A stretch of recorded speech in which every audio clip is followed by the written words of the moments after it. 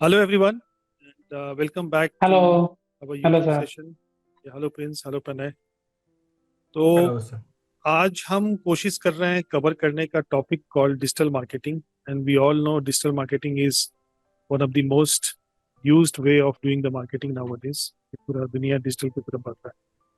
तो प्रिंस हमारे digital expert हैं कंपनी के, और इन्होंने काफ़ी अलग अलग कंपनीज में काफ़ी सालों से डिजिटल मार्केटिंग में काम किया है। हमारे कंपनी का भी जो अपना काम होता है यूएसए का और इंडिया का, उसमें भी ही is the leader for that in our company.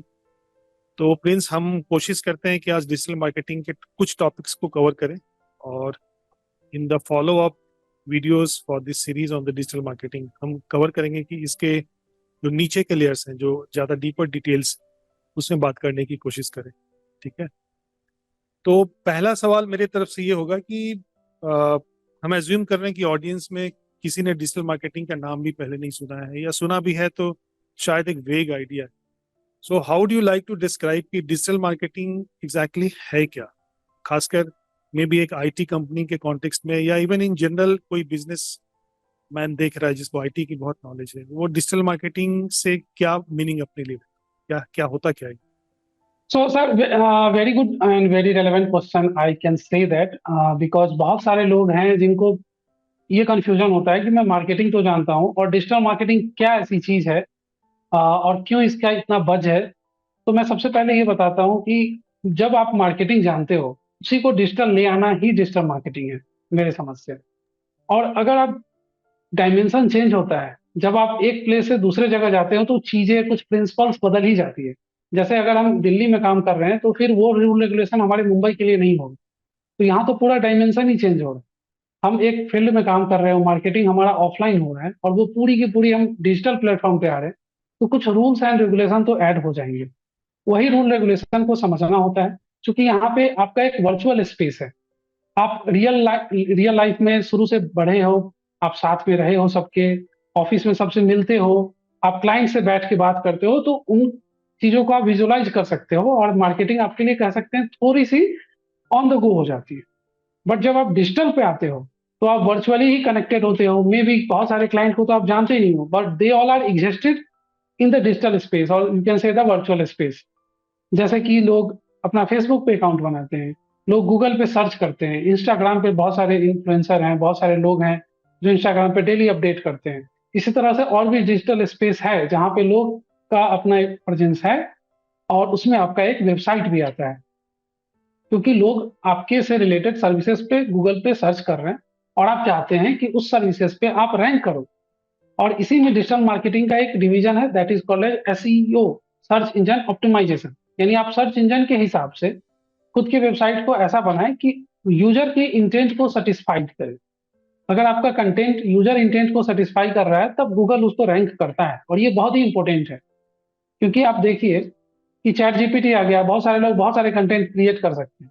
जब चैट जीपीटी ही लोगों के आंसर को दे सकता है आसानी से, तो फिर लोग गूगल पे क्यों सर्च करेंगे? ठीक। लोग चैट जीपीटी पे ही जाएंगे।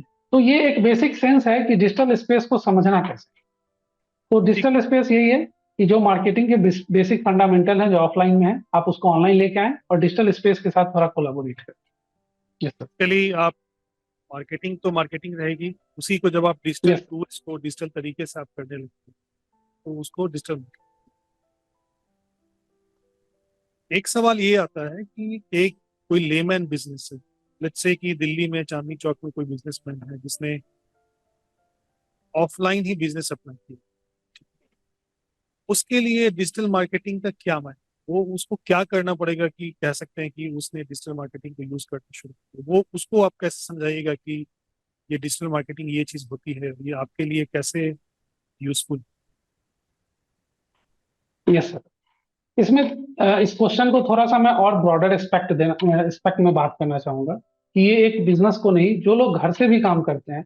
बहुत सारे लोग हैं जिनका बुटीक है, जो घर पे ही सिलाई करते हैं। बहुत सारे लोग हैं जो घर से ही पेंटिंग का काम करते हैं, हाथ से पेंटिंग करते हैं, जैसे मिथिला पेंटिंग हो गए। और इस तरह के बहुत सारे काम हैं जो ऑल ओवर इंडिया में या ऑल ओवर द वर्ल्ड में लोग घर में बैठ के ही काम करते हैं। बहुत सारी महिलाएं हैं जो घर में काम करती है, ऑफलाइन सब, और बहुत बेसिकली सारे ऑफलाइन। Offline shop. हाँ, तो वो सब इसमें आते हैं, जिसका मैं नाम नहीं ले रहा हूँ, वो सब लोग हैं। इवन जो लोग वीडियो देख रहे हैं उन सबका इसमें आता है, जो एमएसएमई में है या जो छोटे एसएमईज हैं, सबका इसमें आ जाएगा, इसी आंसर में कवर हो जाएगा। देखिए, सबसे बड़ा उलझन है कि हम तो ऑफलाइन में है, तो हमारा ऑनलाइन बिजनेस या डिजिटल मार्केटिंग कैसे होगा, और वो कैसे समझे कि डिजिटल मार्केटिंग हेल्प करेगा। मैं इसको एक एग्जाम्पल से समझा सकता हूँ कि जब आप कोई शॉप ओपन करते हो या अपने घर से ही काम शुरू करते हो, तो आप क्या करते हो? पैम्पलेट छपवाते हो, आप बैनर छपवाते हो, या फिर एटलीस्ट लोगों से बात करते हो, अपने रिलेटिव सर्कल्स में लोगों को बताते हो कि आई स्टार्टेड माई बिजनेस। आपने कोई बिजनेस शुरुआत की है जिसको आप डिस्ट्रीब्यूट करते हो अपने डिफरेंट मीडियम के थ्रू। कोई पैम्पलेट छपवाता है, कोई ब्राउचर छपवाता है, कोई दुकान के पास अपने बैनर्स लगवाता है। बेसिक मीन्स है कि आप लोगों को बताना चाहते हो। बिल्कुल। यही बताना हमें डिजिटल प्लेटफॉर्म पे भी है, क्योंकि अगर लोग जब डिजिटली आ रहे हैं और उनको पता ही नहीं है कि आप कहाँ पे एग्जिस्ट करते हो डिजिटल प्लेटफॉर्म पे, तो फिर उनको वो आपको ढूंढ नहीं पाएंगे।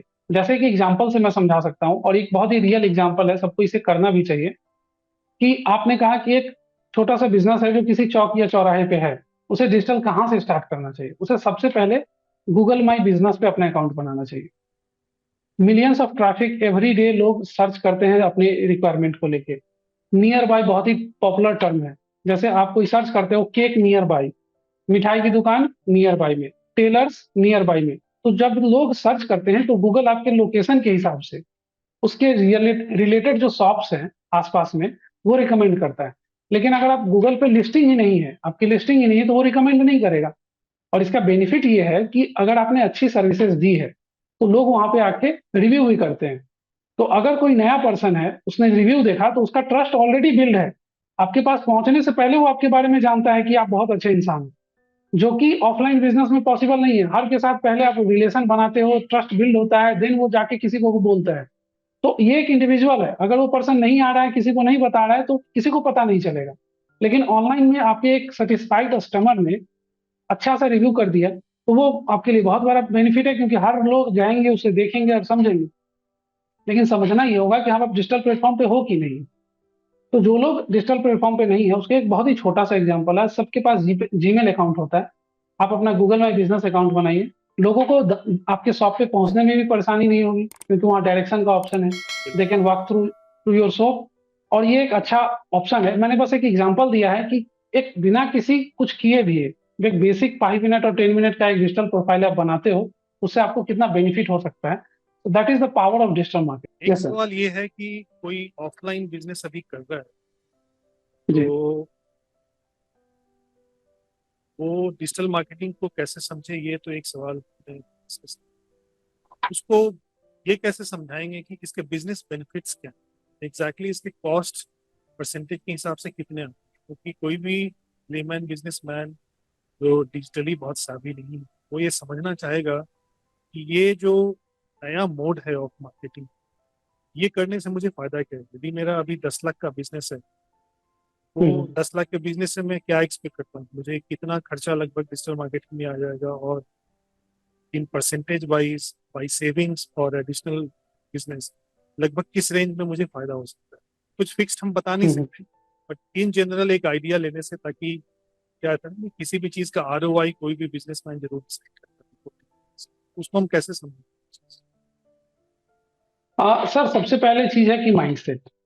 इसमें माइंडसेट बहुत जरूरी है, क्योंकि जब नई चीजों की तरफ आप जाते हो तो आपका माइंडसेट ही आपको डिसीजन मेकिंग में हेल्प करता है।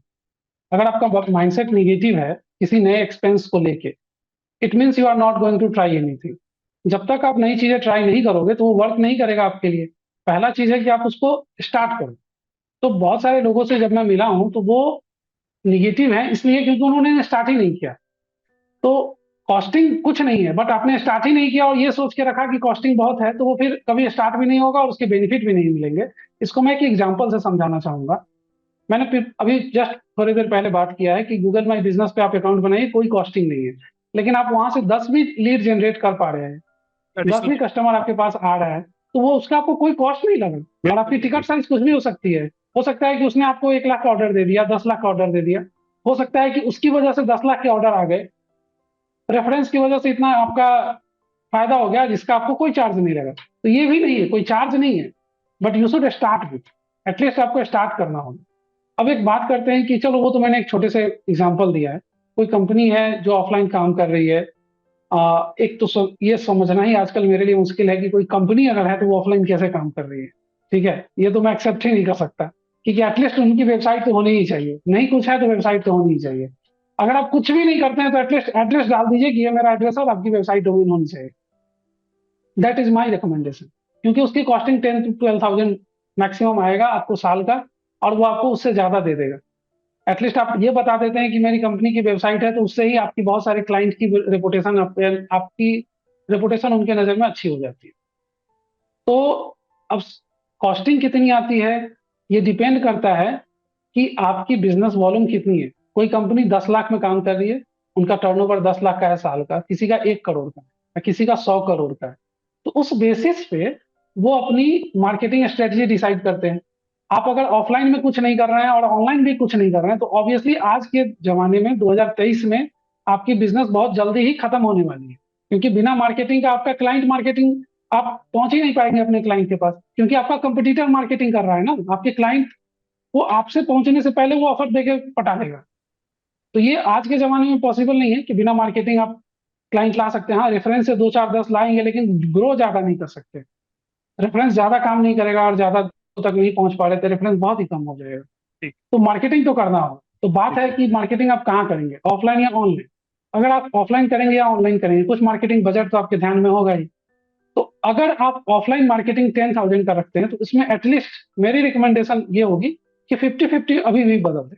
अभी आप 50% कर दें ऑनलाइन, 50% कर दें ऑनलाइन। इसको कहते हैं हम लोग अपनी भाषा में एबी टेस्टिंग। आप 6 महीना 4 महीना करके देखिए कि दोनों में क्या प्रॉफिट है, क्या बेनिफिट है, कहाँ आप ट्रैक कर पा रहे हो। कंपेयर बाकी करो। चीजें आप इन द प्रोसेस ही समझ जाओगे।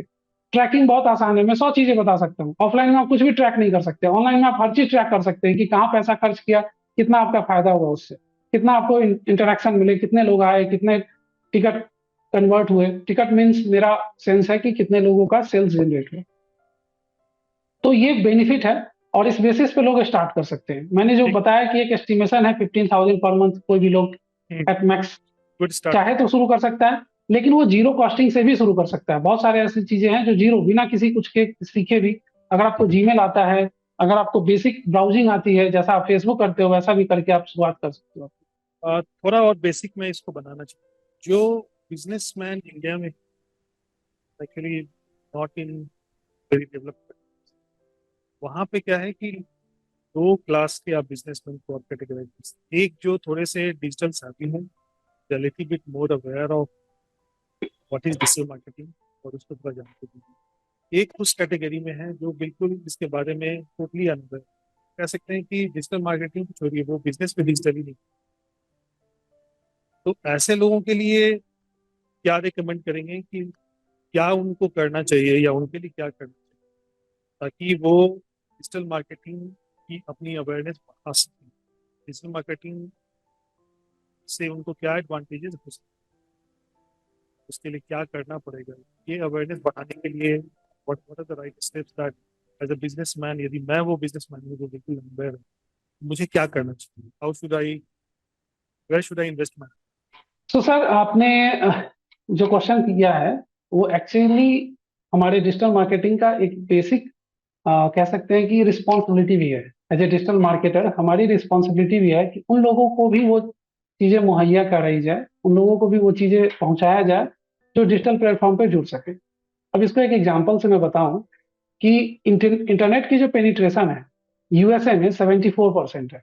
जब हम परसेंटेज में सर बात कर रहे होते हैं तो हम बताते हैं यूएसए की 74% जो है सो जनता इंटरनेट से अवेयर है और वो regular day to day activity में अपना काम कर रहे हैं उन पे, और हमारे पास मात्र 10-20% के लोग क्वेरी करते हैं। परसेंटेज में लगता है कि हम मात्र 50% पीछे हैं। बट आप जब नंबर्स की बात करेंगे ना तो ये ह्यूज है। वो 24 करोड़ की जनसंख्या है, 24 से 30 करोड़ या 33 करोड़ है पूरी जनसंख्या यूएसए की, और हमारी उसकी 5 गुनी जनसंख्या है। हम रिसेंटली हमने नंबर 1 पोजीशन भी एक्वायर कर ही लिया है चाइना से। तो जब हम अपनी 20% की भी बात कर रही है तो वो सरपास कर रही है अमेरिका को। बट प्रॉब्लम क्या है ना कि अभी हम लोग उन छोटे रूरल एरियाज तक नहीं पहुंचे हैं जहां की परचेजिंग पावर भी अच्छी खासी है, वहां तक हम नहीं पहुंचे हैं। हम अभी टायर 1 टायर 2 सिटी तक ही आए हैं, और कुछ युवा जो 15 से लेके 35 के एज ग्रुप में है, वहां पे ज्यादा पेनिट्रेशन है इंटरनेट का। तो as a digital marketer, as a founder, as a director, जो भी लोग डिसीजन मेकिंग में है कंपनी में, उन सबको ये बात पता है। Everybody wants to reach out to that person.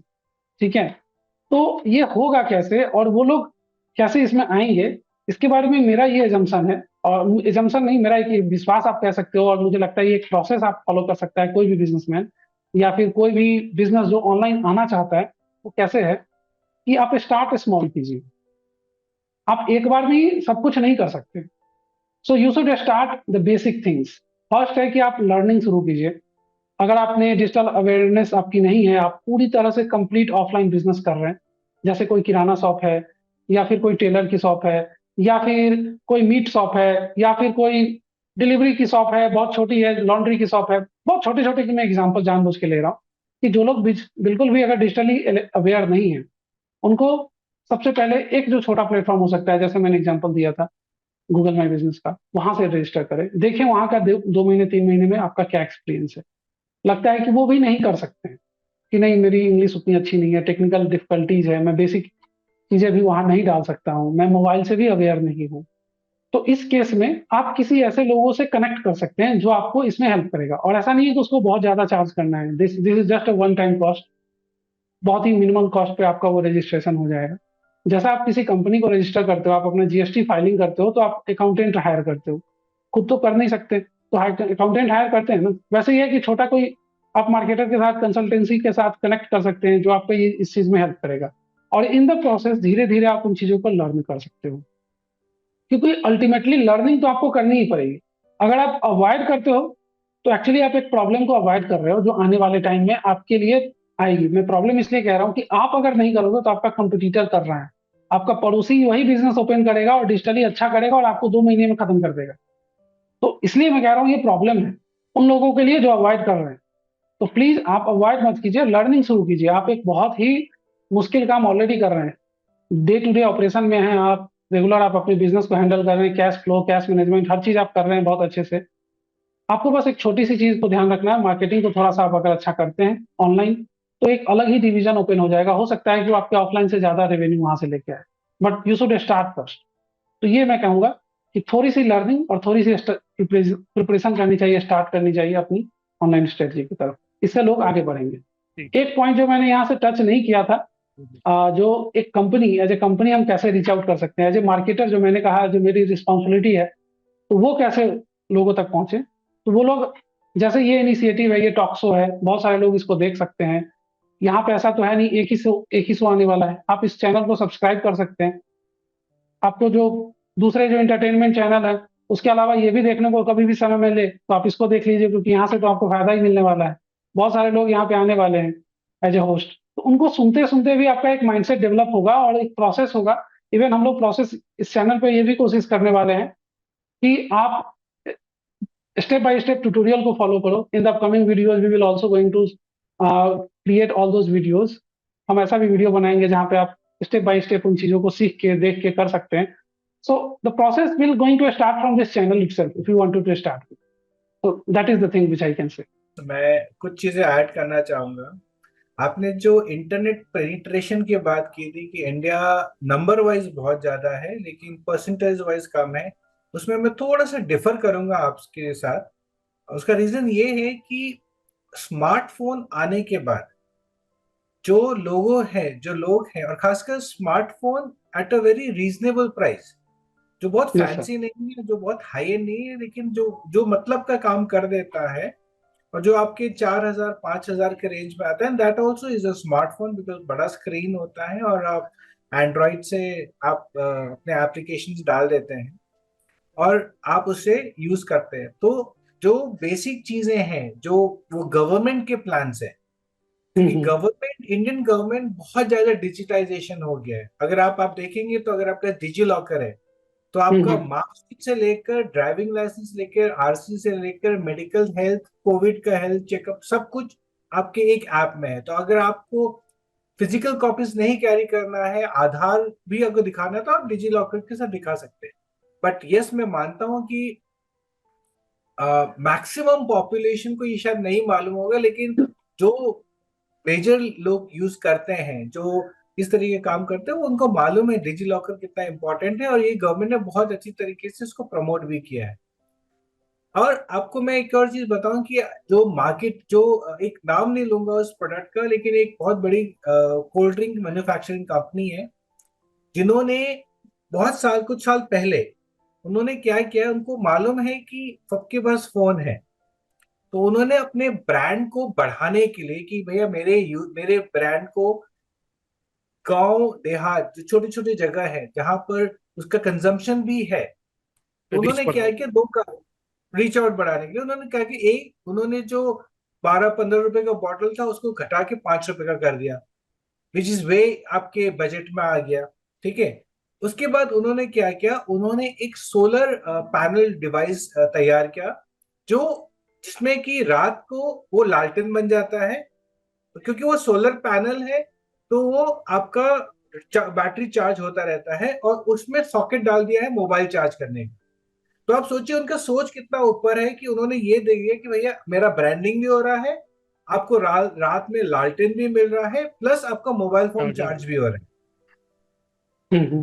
तो यस और सर। ये, और उनका उनका उनका सेल भी बढ़ गया कि लोग आ रहे हैं, वो 5 रुपए के बॉटल को पी रहे हैं, और अपना अपने आप को एंटरटेन भी कर रहे हैं, प्लस अपना फोन भी रिचार्ज कर रहे हैं, और जो आपको कर, तो ये जो इंटरनेट का यूसेज है, आप बिल्कुल सही कह रहे हैं कि जियो के बाद बहुत हुआ है, क्योंकि जियो ने पहले 2-3 साल फ्री देने के बाद उन्होंने एक अच्छा ट्रेंड शुरू कर दिया, तो हर के पास वो है। और खासकर कोविड में तो और भी बढ़ गया, 2019, 2021 में तो ये और बढ़ गया, क्योंकि सारे स्कूल्स, कॉलेजेस, जितने भी इंस्टीट्यूशनल्स है, सब के सब आपके फोन पे मोहताज हो गए। तो उसका जो सेल का, जो अगर मोबाइल फोन का सेल देखेंगे तो 2021 में तो पीक में है, क्योंकि यस सर। एवरीबॉडी, चाहे वो एक रिक्शा वाला हो, चाहे वो घर में डोमेस्टिक हेल्प हो, या कोई भी हो, उन्होंने ये इंश्योर किया कि उनके बच्चे के पास एक स्मार्टफोन है, चाहे उनको ईएमआई में लेना पड़े, चाहे कैसे भी लेना पड़े, और उन्होंने इंश्योर किया। तो ये एक बहुत बड़ा पेनिट्रेट हो चुका है ऑलरेडी। और एक और बात मैं और इसमें ऐड ये करूंगा कि एक फिगर मैं बता दूं, अभी जो है और ऑलमोस्ट 692 मिलियन लोगों तक इंटरनेट पहुंच चुका है इंडिया में as of 2023, 692 million. Which is around 48.2% of Indian population.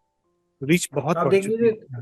बहुत बढ़ चुकी है, अलग मतलब आप टॉपिक है समझिए बट ऑलमोस्ट हाफ लोगों के पास ये है। लेकिन मैं इसमें एक और चीज ऐड करूंगी, जो हाफ लोग भी बोलते हैं उसका भी इंक्रीज हो रहा है, क्योंकि हर फैमिली में एक या दो मोबाइल तो है, तो फैमिली पूरा कवर्ड है। ऐसा नहीं है कि फैमिली कवर्ड नहीं है, कि अगर फादर के पास है तो बेटा अपना मार्कशीट भी देखो, हम लोग जो थे क्लास, जब हमने 2000 में किया था, तब भी हमने एसएमएस करके अपना मार्कशीट ले लिया था।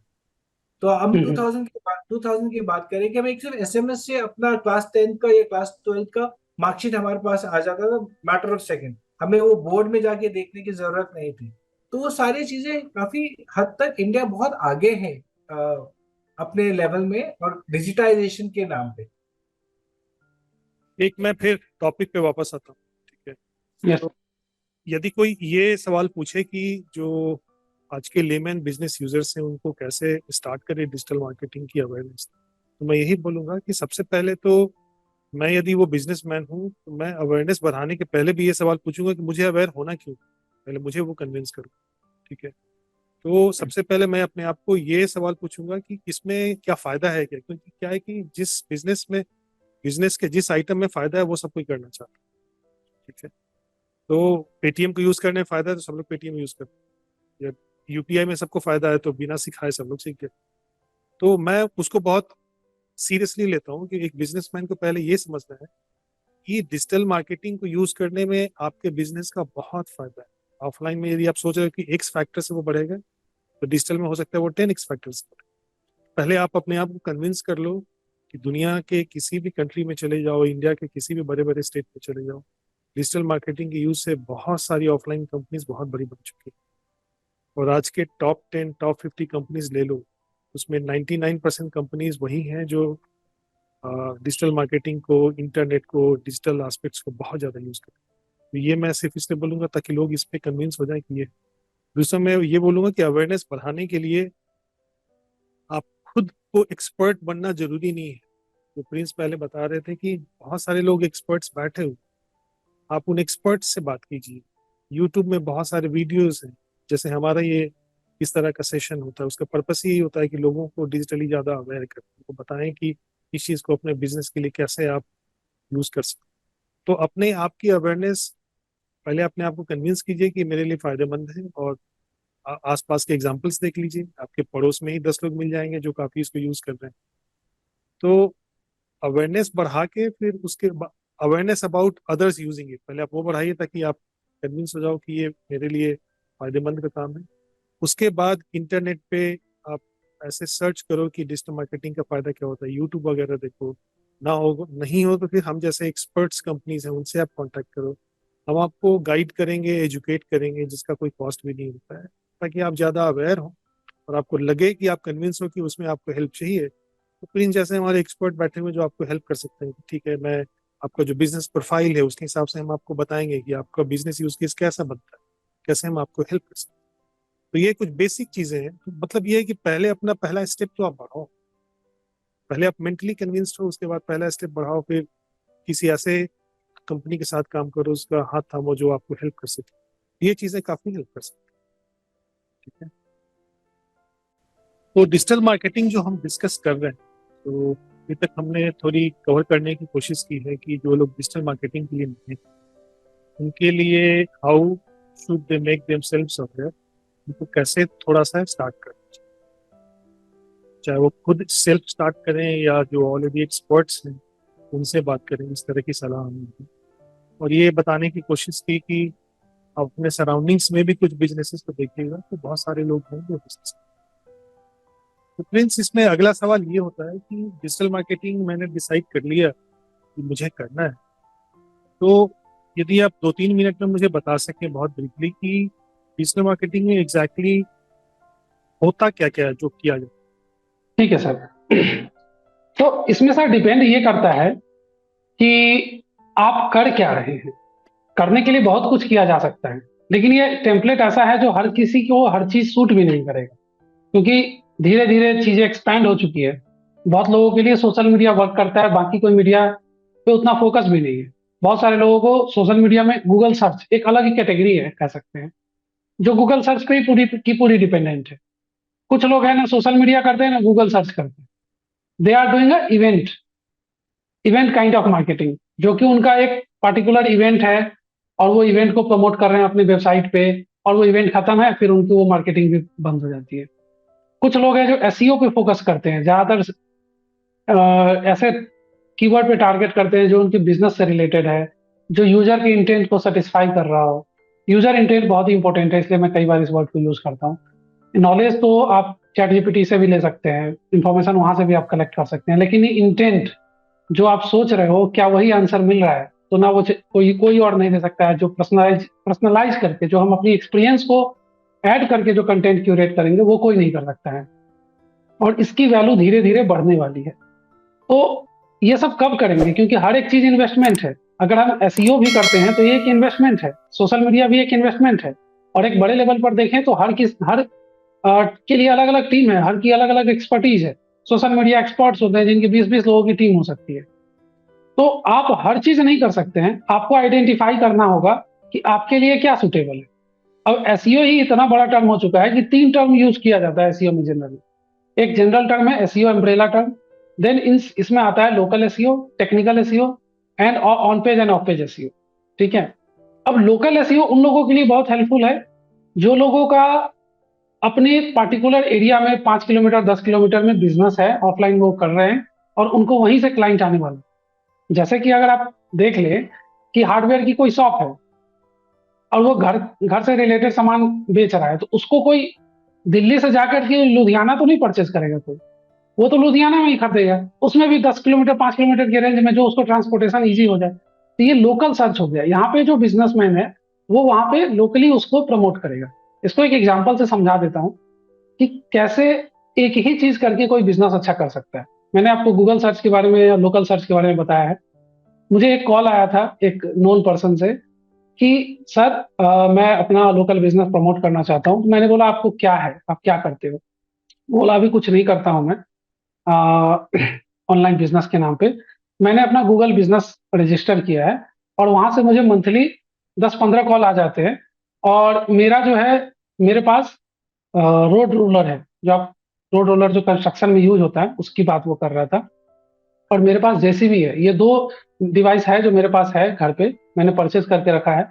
जिन लोगों को यूज होता है वो गूगल पे सर्च करते हैं जेसीबी ऑन रेंट और road roller on rent, and वो फिर मेरे पास कॉल आता है, फिर हम वहां से करते हैं। मैं बोला कि आप कितना बिजनेस वहां से जनरेट करते हैं? वो बोला कि 10 से 20 कॉल तो मिनिमम हर मंथ आता है, और वो लोग कन्वर्ट हो जाते हैं सर, कॉल और भी आते हैं जो कन्वर्ट हो जाती है, यानी 10-20 मेरा बिजनेस आ जाता है, क्लाइंट आ जाता है वहां से। मैंने बोला उसके लिए आप कितना इन्वेस्ट करते हो? तो 0। उन्होंने वन टाइम वो किया है, बस हो गया। इसके बाद वो कुछ कर नहीं रहे। तो आप देखिए, अगर वो वहां से 25, 40, 50 हजार के आसपास भी अगर मंथली रेवेन्यू ला रहा है और उससे उसको कोई खर्चा नहीं, तो ये तो हर कोई कर सकता है और इसमें कोई कॉस्टिंग नहीं है। तो वो उनके लिए वही सूट हो रहा है कि वो गूगल माई बिजनेस ही करे। कुछ लोग हैं जो, आप जिम की बात कर लीजिए, जिम ट्रेनर हैं, या कुछ लोग हैं जो फ्लावर शॉप है, तो उनको सोशल मीडिया पे ज्यादा फोकस करना चाहिए। तो based on their business criteria है। अब कुछ लोग हैं जो हर चीज करना चाहते हैं, जो बड़ी बिजनेस है वो अफोर्ड भी कर सकती है।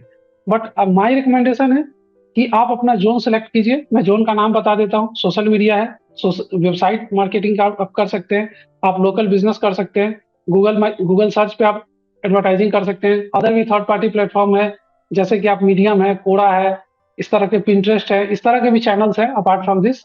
वहां पे भी आप अपनी प्रेजेंस रख सकते हैं और वहां से भी आपको बहुत सारे क्लाइंट आएंगे। फाइंड आउट आपको ये करना है कि क्या वर्क करता है, और you should start from there at least. बहुत सारे लोग यूट्यूब पे भी आप आ सकते हो, यूट्यूब पे अपने कंटेंट के बारे में बात करो, अवेयरनेस होगी। बहुत सारे लोग सीए हैं जो अकाउंट के बारे में बात करते हैं, तो ऑब्वियसली उनको वहां से क्लाइंट आता है। तो YouTube is also one of the source. तो दिस इज द, कह सकते हैं कि ओवरऑल आप कंप्रेहेंसिव आंसर आपका हो शॉर्ट में, तो यही है। तो डिजिटल मार्केटिंग का जैसे हमने डिस्कस किया कि बहुत सारे मोड्स हैं जिसको हम लोग यूज कर सकते यस। हैं। हर बिजनेस को सबसे पहले ये जानना जरूरी होगा कि उस मोड में से कौन से वो 2-3 मेन है जो उसके लिए सबसे यूजफुल होंगे। That will be a better start.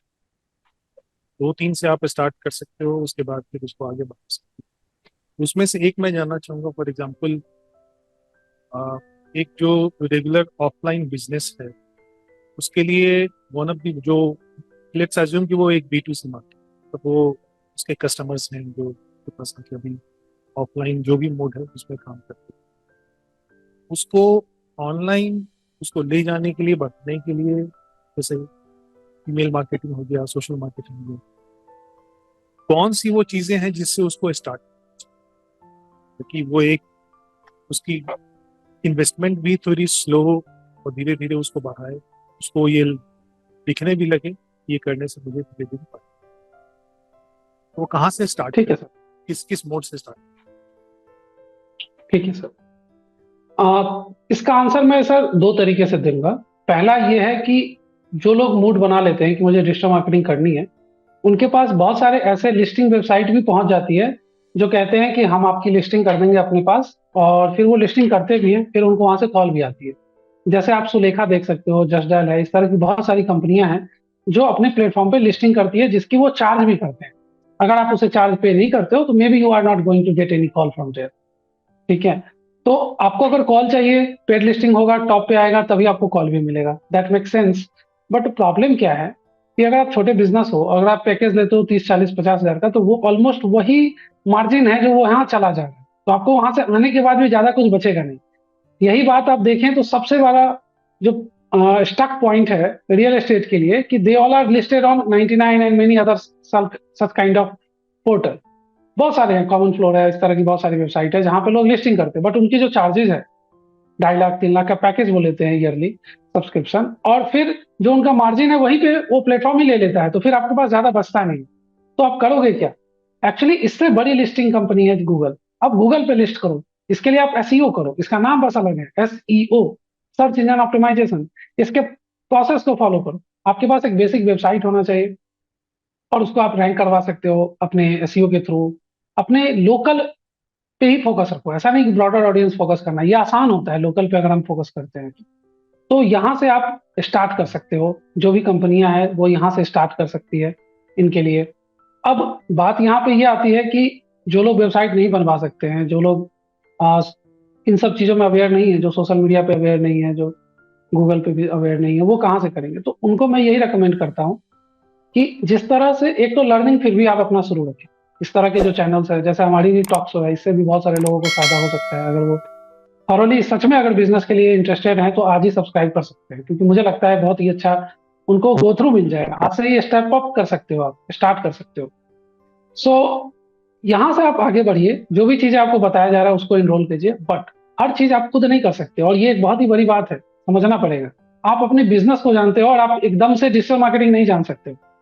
इसके लिए जैसे कि आप जीएसटी फाइल करना नहीं जानते हो और आप अकाउंटेंट हायर करते हो, सिमिलरली आप एक डिजिटल मार्केटिंग पर्सन से मिल सकते हो, कनेक्ट कर सकते हो। They will not going to charge you as much. आप बहुत ही मिनिमम चार्ज से स्टार्ट कर सकते हो, और फिर वो आपके लिए जो बेनिफिट लेके आएगा उस पर आप ट्रस्ट बिल्ड करोगे, धीरे धीरे आप उसको एक्सपेंड कर सकते हो। सो ये चीजें हैं जहाँ से स्टार्ट की जा सकती है, ये चीजें हैं जो हर लोगों को करने के लिए मैं मोटिवेट करता हूँ। मीन्स एक सवाल है, जो मार्केटिंग के पहले मोड्स जैसे एसएमएस मार्केटिंग हुआ, टेली मार्केटिंग हुआ, ये डिजिटल मार्केटिंग के स्कोप में आते हैं, या फिर इनको ये बोलेंगे कि शायद वो पहले ऑफलाइन मार्केटिंग या उसको जो भी बोलेंगे, वो मार्केटिंग के पहले की डिजिटल मार्केटिंग पहले के तरीके थी, लेकिन उसे डिजिटल मार्केटिंग से थोड़ा चेंज है। तो ये किस एग्जैक्टली डिजिटल मार्केटिंग में आएगा, या फिर बोलेंगे कि इनडायरेक्टली डिजिटल मार्केटिंग का ही वो हिस्सा, या उसका कुछ यूज करते हैं ताकि वो चीजें जा सकें? तो एग्जैक्टली अभी स्टेटस कैसे उसको समझेंगे? सर अगर इवॉल्व होने की बात की जाए तो टेली मार्केटिंग पहले इवॉल्व हुई, क्योंकि इंटरनेट से पहले आया वो, तो उसकी एग्जिस्टेंस पहले से है। तो जब जो कोई पहले से है उसको ये नहीं कह सकते कि ये अभी स्टार्ट हुआ और इसके साथ मर्ज हो गया और ये खत्म हो गया। उनकी एग्जिस्टेंस है, they are effective, but align होने के बाद उसकी इफेक्टिवनेस बढ़ी है। मैं बात कर रहा हूँ डिजिटल मार्केटिंग के साथ, जब भी वो अलाइन हुआ है तो उसकी इफेक्टिवनेस बढ़ी है। उसकी रीजन ये है कि जब आप एनोनिमस कॉल करते हो, अनजान लोगों को कॉल करते हो, ना डेटा के बारे में आपको कुछ पता है, जस्ट फोन नंबर आपको मालूम है, पता नहीं 10 साल का बच्चा है या 55 साल का आदमी है, और आप उसको सीधा कॉल कर रहे हो, और इरिटेट भी हो रहे हैं लोग इस वजह से। आप देख सकते हो इंडिया में स्पैम कॉल की कितनी प्रॉब्लम है।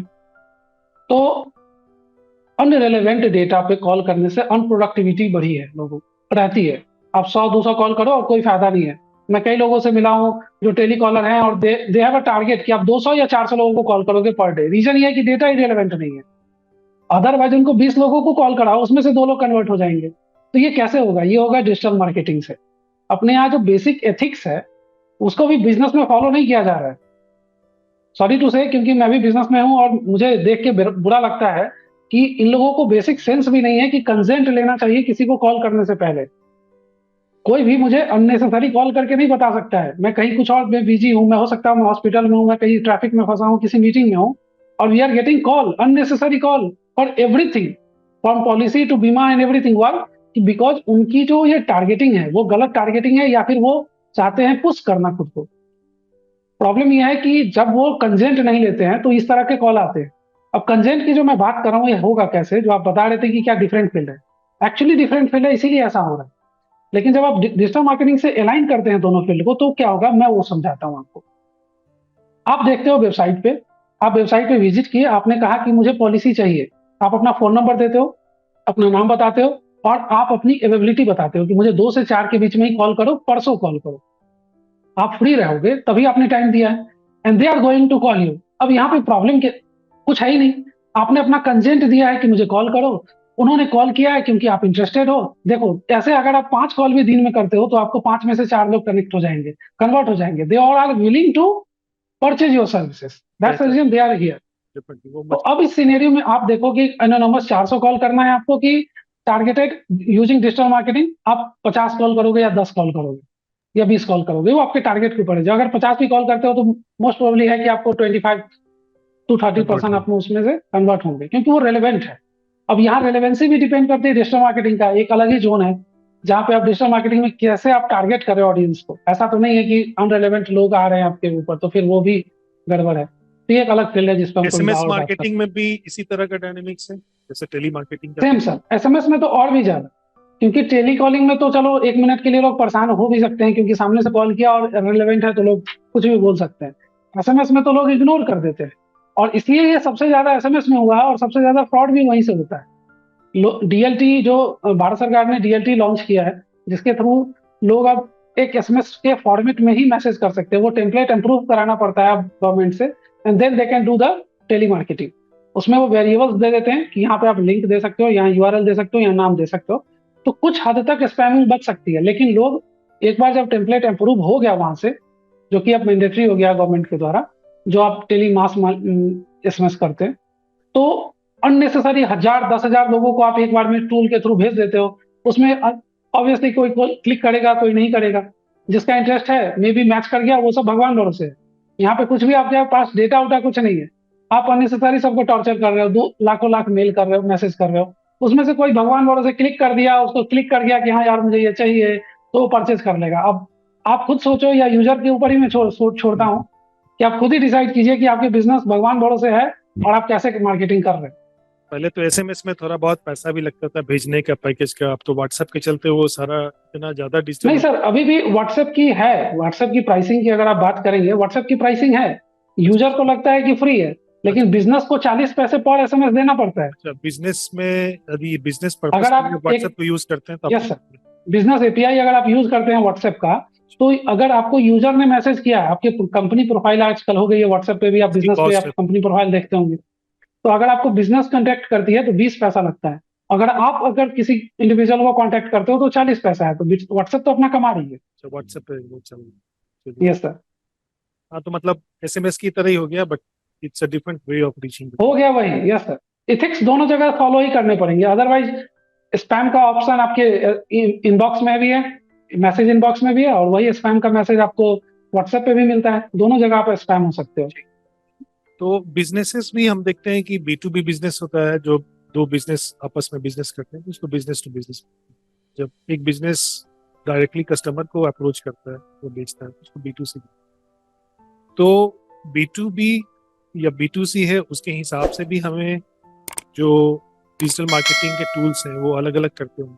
इसमें कोई पैटर्न है कि किस B2C में किस तरह के डिजिटल मार्केटिंग के जो टूल्स हैं या जो उसके जो मोड्स हैं वो ज्यादा इफेक्टिव हैं, B2B में ज्यादा इफेक्टिव? ऐसा कुछ है पैटर्न? कहीं पे ब्लड भी होगा आई अज्यूम, बट शायद वो करने का तरीका थोड़ा डिफरेंट होगा, सेम भी यूज करते। Maybe we can take example of email marketing, SMS marketing, WhatsApp marketing, social media marketing या SEO वगैरह या digital ads, Google ads, वो सब का एग्जांपल थोड़ा बताइए। Yes sir. सो अगर आप ब्रॉडर कैटेगरी में बात करें B2B और B2C की, दोनों बहुत ही ब्रॉडर कैटेगरी है। कहीं कहीं दोनों अलाइन भी होते हैं, क्योंकि एक बिजनेस है जो B2B में और B2C दोनों में डील कर रही है, तो फिर वो दोनों मार्केटिंग पे फोकस करती है। जैसे जोमेटो ही हो गया, आप देख सकते हैं। तो ये लोग हर तरह की मार्केटिंग करेंगे। टूल्स की अगर बात करें तो ऑब्वियसली जब दो कैटेगरी है तो हर सेगमेंट को ध्यान में रख के टूल तो अवेलेबल है ही। इतनी अवेलेबल है कि सेल्सफोर्स का अगर आप बात करें तो अलग ही दो टूल है, एक को पार्टडॉट कहते हैं और दूसरा सेल्सफोर्स मार्केटिंग क्लाउड है। तो एक B2B के लिए है, एक B2C के लिए। इतना डिफरेंशिएट है, ऐसा हर कोई है। सेल्सफोर्स चूंकि मार्केटिंग में जाना माना टूल है, रेपुटेड टूल है, तो आप उसको भी मैंने एक एज ए एग्जाम्पल दिया। ऐसे मार्केट में हजारों टूल पड़े हैं। Based on the usability of the company, they all are going to purchase something. सब कुछ ज्यादातर जो टूल्स है वो मंथली सब्सक्रिप्शन मॉडल पे अवेलेबल होता है, and anyone can hire, and बहुत ही चीप प्राइस पे है, और that make you more productive. तो मैं रिकमेंड करता हूँ कि आप इस टूल को ट्रायल कीजिए और उसको यूज कीजिए। बहुत सारे टूल अवेलेबल हैं जिसमें आप टूल एक स्पेसिफिक एजेंडा को ध्यान में रख के करते हो। एक्चुअली B2B और B2C कैटेगरी पे ही अगर आप फोकस कीजिए, तो जो B2B में है वो डिसीजन मेकर्स पे आप फोकस करते हो। जिसको आप रीच आउट कर रहे हो वो आपके प्रोडक्ट एंड सर्विसेज लेंगे, जिसकी टिकट साइज करोड़ों में हो सकती है। If they are making a decision, it means you will be the partner of that company, you will be maybe the regular client of that company. So they will going to give you regular orders, जो कि order की quantity भी बहुत ज्यादा होगी। तो फिर वहाँ अप्रोच का तरीका, मार्केटिंग का एजेंडा सब कुछ अलग होगा। फनल हम मार्केटिंग में बात करते हैं, जो वो पूरा डिफरेंट होता है B2B का। टिकट साइज अगर आप B2C टिकट, यस सर। और वही अगर आप B2C की बात करें तो चूंकि आपको लार्जर ऑडियंस तक कवर करना है, तो आपको जो कुछ भी है वो बड़े लेवल पे दिखाना पड़ता है, और इंटेंट भी ऐसा होता है कि सबके साथ वो अप्लाई हो। ऐसा ना हो कि आप किसी इंडिविजुअल को ध्यान में रखो, क्योंकि वहां पे ऐसा आप रूल बनाओगे जो सब लोगों के लिए हो। एक ऑफर है तो सबके लिए है, ऑफर नहीं है तो किसी के लिए नहीं है। ऐसा नहीं कि किसी को दिया किसी को नहीं दिया। लेकिन B2B में आप क्या करते हो, क्लाइंट बेसिस पे, आप पोटेंशियल बेसिस पे कस्टमाइज करते हो। तो वो कस्टमाइज के लिए आपके पास ऑप्शन तो होना चाहिए। तो B2B उन चीजों को कैटर करता है, B2C इसके लिए कैटर करता है। ईमेल मार्केटिंग दोनों में है, लेकिन आप B2B में करोगे तो हो सकता है एक दिन में आप 100 200 500 मेल ही करो, लेकिन आप B2C में हो सकता है करोड़ों मेल कर सकते हो एक दिन में। और लोग करते भी हैं, ऐसा नहीं कर सकते हो, करते भी हैं। तो ये डिफरेंस है, बहुत बड़ा डिफरेंस है। और इस बेसिस पे आप अपना टूल सेलेक्ट करते हो। कंपनी के साइज, कंपनी का पोटेंशियल, रेवेन्यू, सेल्स, हर चीज पे डिपेंड करता है कि आप कहाँ जाना चाहते हो और किस तरह के प्रोडक्ट को आप हायर करते हो। तो आई थिंक आज के सेशन में थैंक्स अलॉट प्रिंस, आपके एक्सपीरियंस और नॉलेज दोनों से काफ़ी इनपुट मिला है एंड आई होप कि जो लोग इसको सुनना स्टार्ट करेंगे उनकी डिजिटल मार्केटिंग के बारे में awareness and how to get started, वो सारी चीज़ें काफ़ी इसमें बढ़ेंगी। ठीक है, so I hope it will be very useful. ठीक है, बाकी in the follow up sessions will talk in more detail about that.